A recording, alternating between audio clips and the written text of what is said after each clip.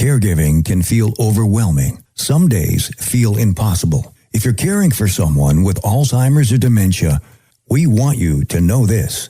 You are not alone. There is help. There are resources, and there is hope. Alzheimer's and Caregivers.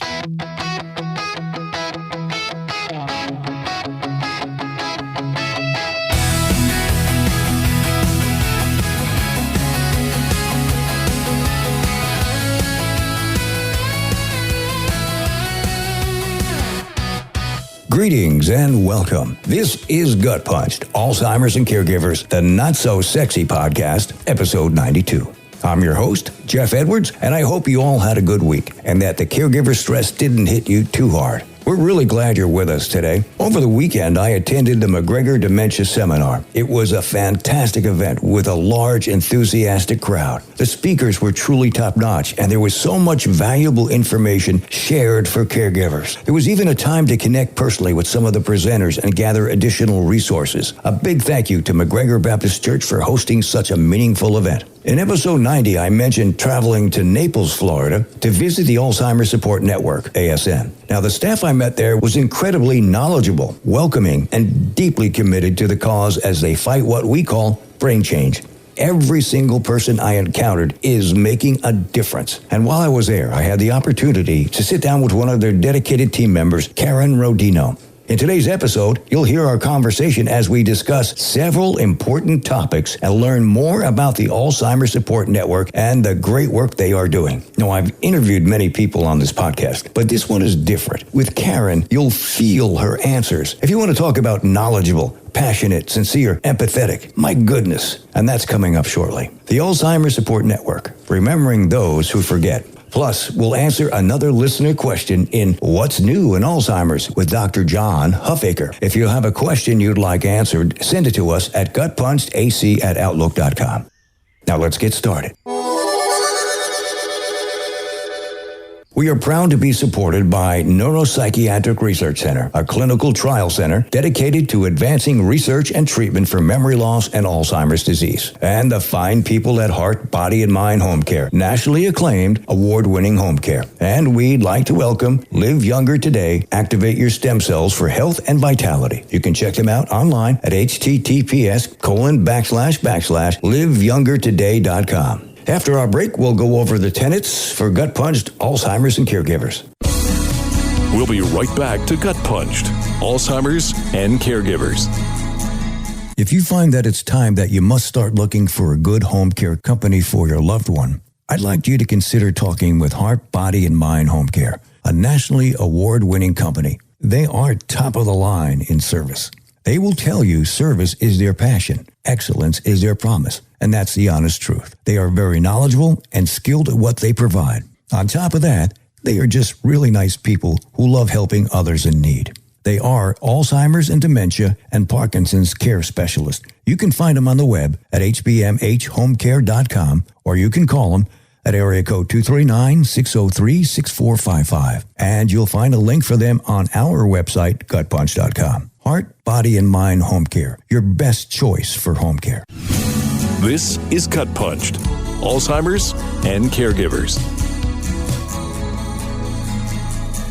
Our 5 tenets or rules are the backbone of everything we do. They're simple, but very important. 1, you must take care of yourself, because if something happens to you, who is going to take care of your loved one? Number 2, you can't do it alone. You need help. Find a good caregiver group. Number 3, make a list of friends, relatives, or coworkers who have offered to help. Use it.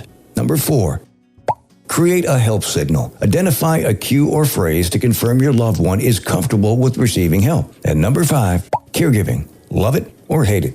It will be your life until it's not. So give it your all. When we come back, what's new in Alzheimer's with Dr. John Huffaker. We'll be right back to Gut Punched, Alzheimer's, and Caregivers. Your brain is who you are, your memories, your personality, your life. At the Neuropsychiatric Research Center, they're committed to helping you protect it. If you're 50 or older, you're invited to our free memory screening event where you can learn about a breakthrough in early Alzheimer's detection, the p-tau 217 blood test. This cutting-edge test may detect Alzheimer's-related changes earlier than ever before and is offered only to eligible participants based on screening results and family history. Why call? Because a quick confidential memory check can give you peace of mind, help you establish a cognitive baseline, and connect you with research opportunities that could change lives, including your own. Call Neuropsychiatric Research Center, located in Fort Myers, at 239-939-7777 to schedule your free memory screening today and see if you qualify for the p-tau 217 blood test. That number again, 239-939-7777. Your brain matters. Let's protect it together. The p-tau 217 blood test is available only to participants who meet eligibility criteria determined during screening. This is Gut Punched, Alzheimer's and Caregivers.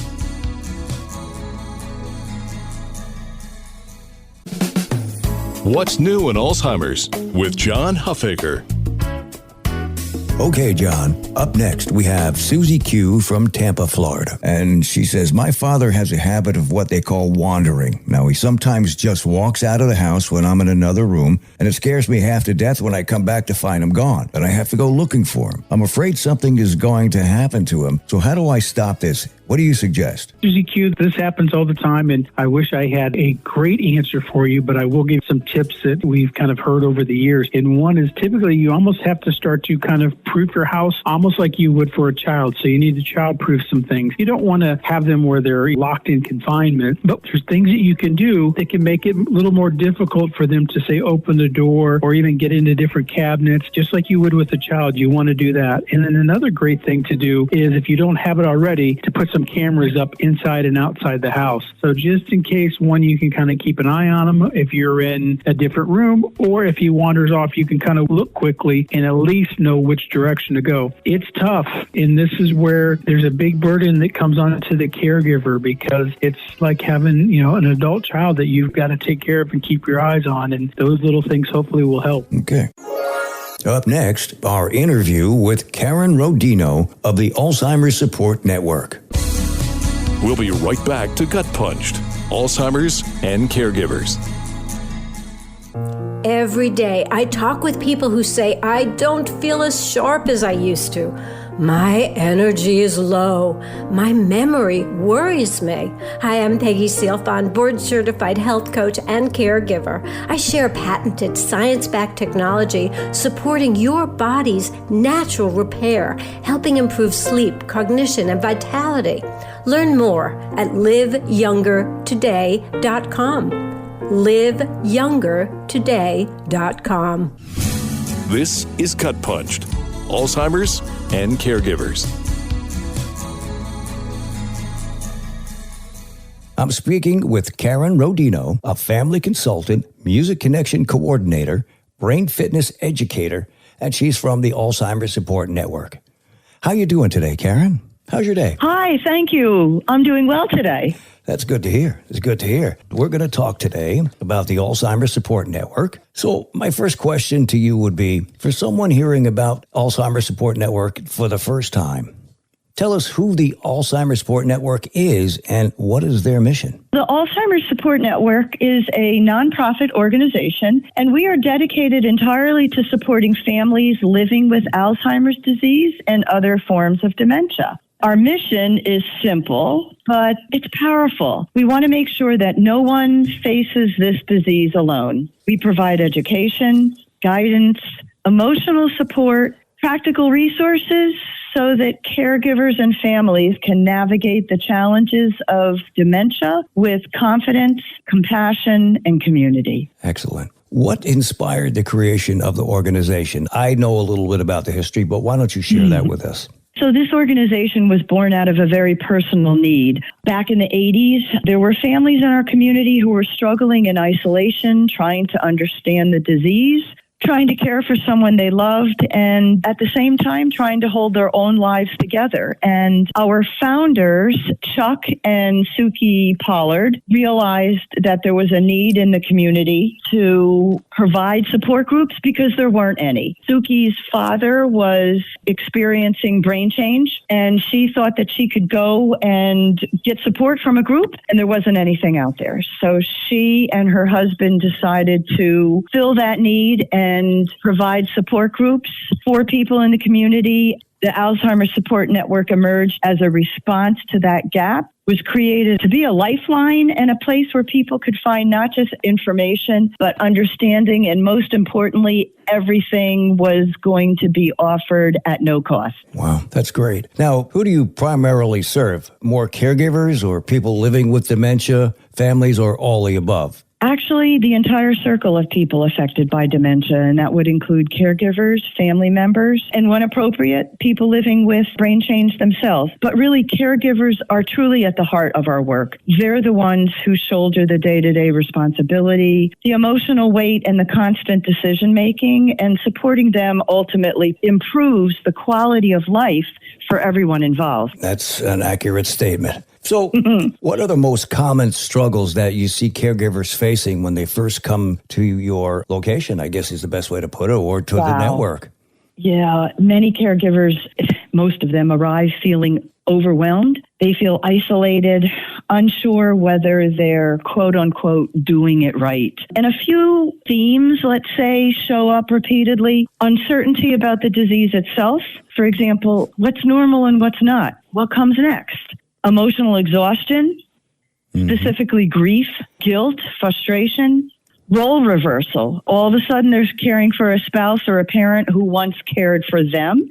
Yeah. This can kind of be disorienting. They don't have any practical guidance and feeling alone. They don't realize how common their struggles are until they meet others in the same situation. Yeah, that's a big thing until they get into a caregiver group or there's some type of opportunity to share with other people and they go, whoa. Right. They share the same things. They may be at different levels, but still, it's just something that makes you not feel alone. That's right. Because you're all going through it, yeah. Yeah. What do you think families are surprised to learn about caregiving? Well, I feel like they're surprised that early planning helps.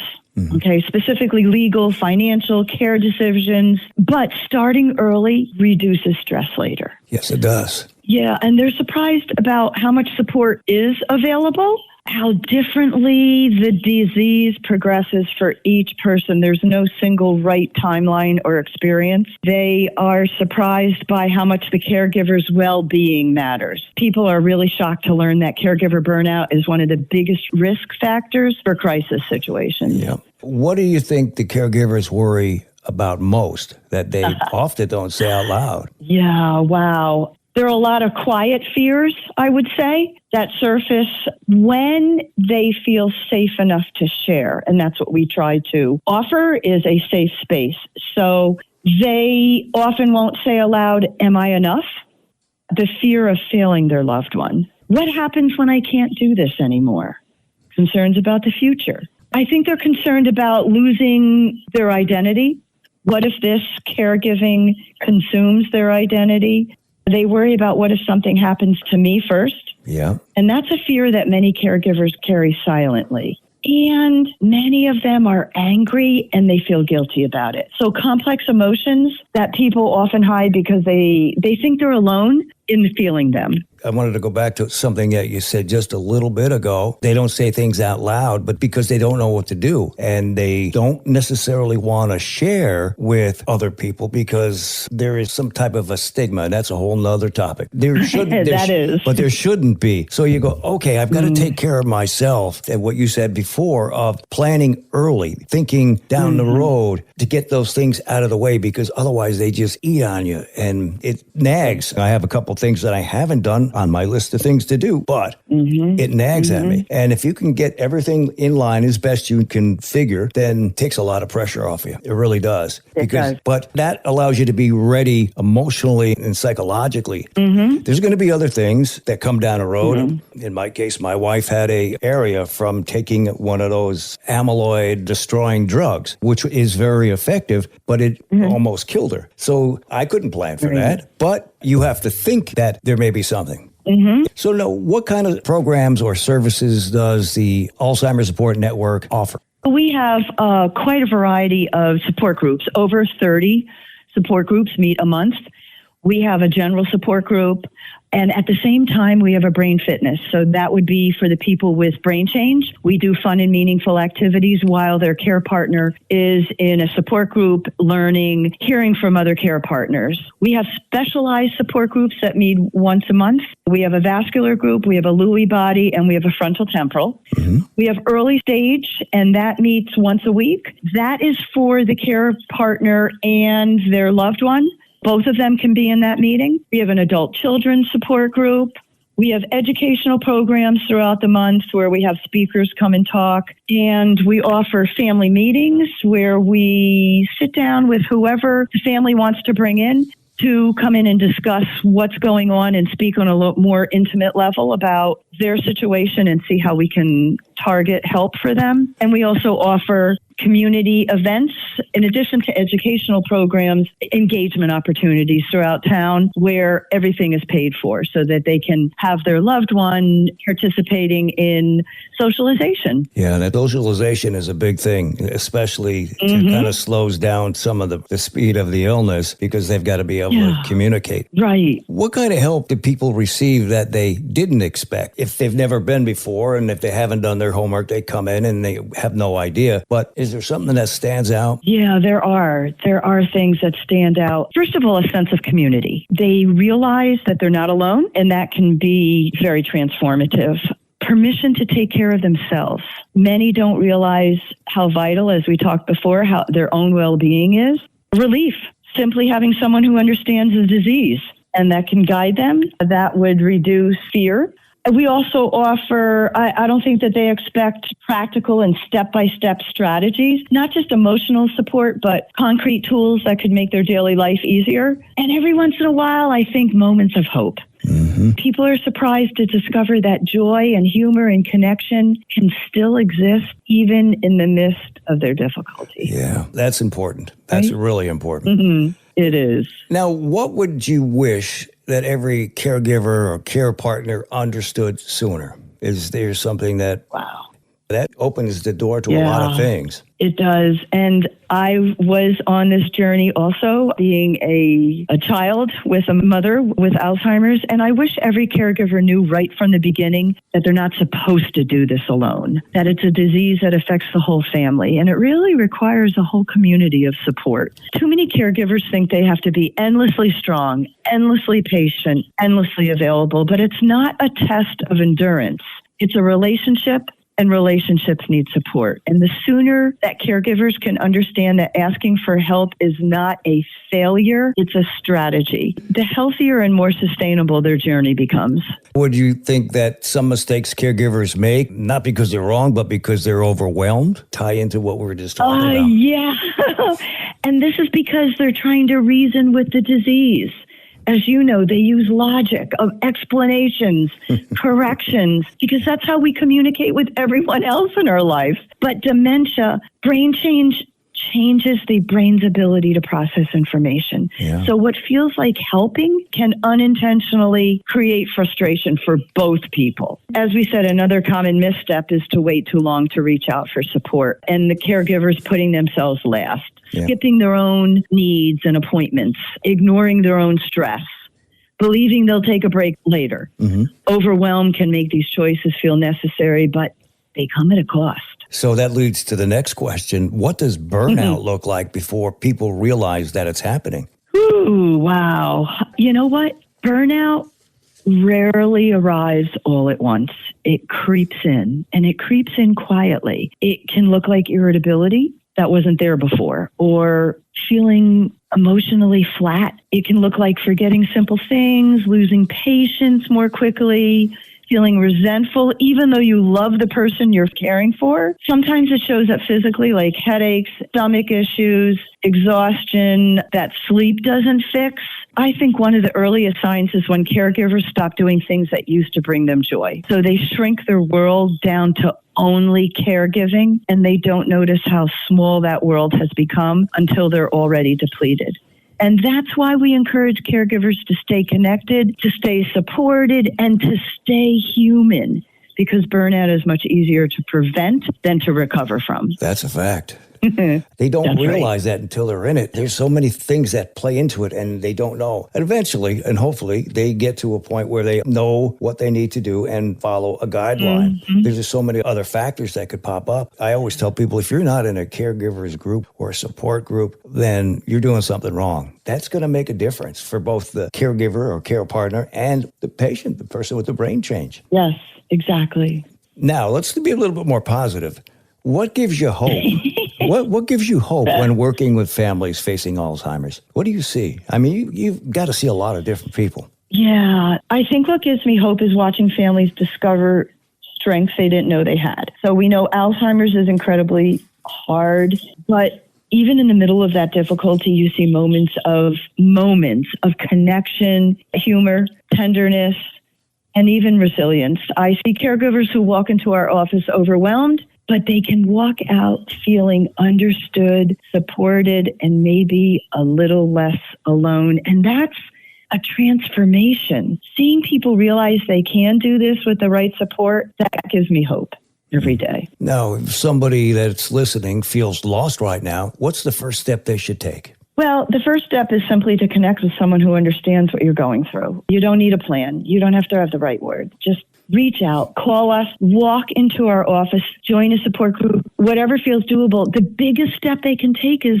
walking through that door. And once you take the first step, we can help figure out the rest. And you don't have to navigate this maze by yourself. What's something about Alzheimer's caregiving that people on the outside just don't understand? I think they don't understand that it's not just a series of tasks, but it's an emotional marathon. It's grieving someone while still loving them. It's showing up for them still. It's still trying to find moments of connections. And outsiders might see forgetfulness or confusion, but caregivers can see the 1,000 tiny losses that happen along the way, and they don't also see how isolating it can be. Caregivers can often feel invisible, even though they're carrying an emotional weight every single day. Now, if you could change one thing about how society sees dementia, what would that be? And this is a hot button for me lately. But even now, people don't want to talk about it. It's not catchy. I think sometimes people are afraid or there's a stigma because it's mental. But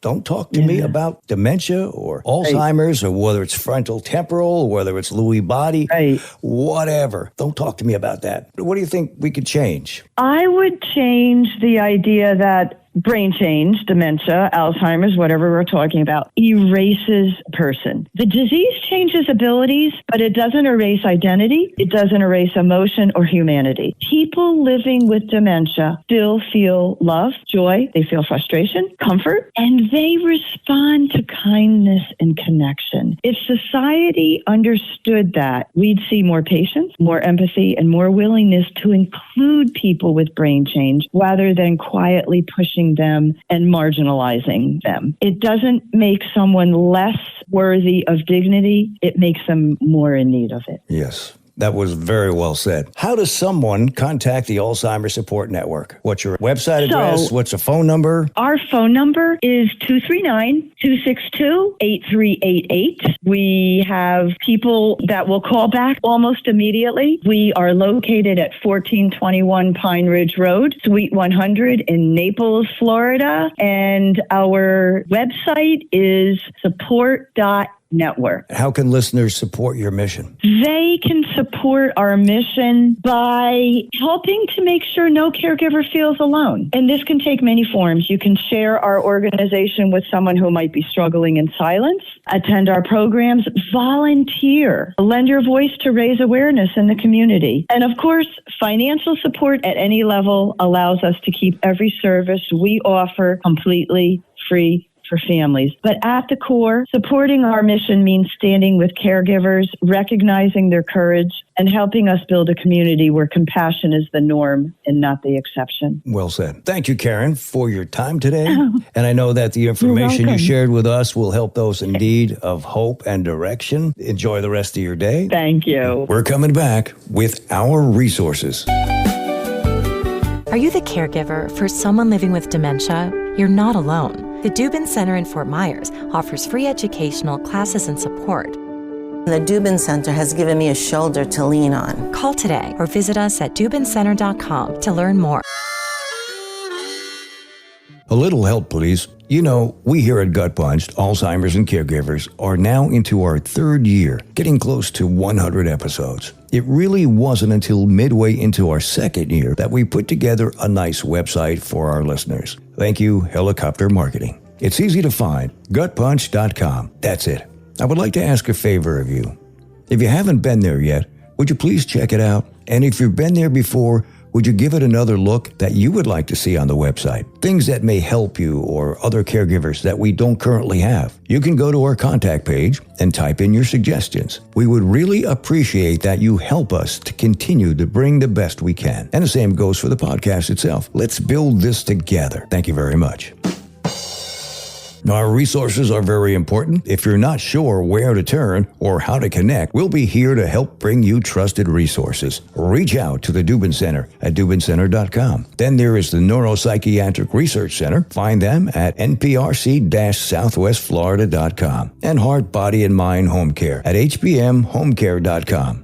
And you can check out the Alzheimer Support Network at alzsupport.org. And to find your local chapter of the Alzheimer's Association, you can visit their website or call their toll-free hotline at 1-800-272-3900. They also offer an outstanding resource called Dementia Care Navigation, powered by Ripple and the Alzheimer's Association. It provides free, personalized dementia care, including a dedicated care navigator and tailored resources for caregivers and people living with dementia. You can get connected by calling 855-271-2662. That's 855-271-2662. You take the first step. We also mention the Guide program frequently. It's another excellent resource that provides help and respite care, and best of all, it's free. You can search for it online or visit Dr. Perry's HealthSpan Partners at healthspansouthwestflorida.com. Another resource worth checking out is Aquilane Clinical Research at aqualaneresearch.com. And here's the new one, Alzheimer Support Network at https://support.network. Our website is gutpunch.com and the email address is gutpunchedac@outlook.com or jeff@gutpunch.com. And thank you to each and every one of you who has taken the time out of your busy, stressful day as a caregiver to listen. We truly appreciate it. You are helping grow our podcast and its impact for caregivers. If you like what you hear, please hit the subscribe button. Thanks for joining us. If today gave you even a little hope, hold on to it. God bless. This has been Gut Punched, Alzheimer's and Caregivers, with your host, Jeff Edwards. Don't forget to hit that like button and subscribe to us on all the platforms, like Spotify, Apple, Pandora, Podbean, and more. If you have a question or want to get in touch with us, our email is gutpunchedac@outlook.com or jeff@gutpunched.com. Caregivers, you don't have to do this alone.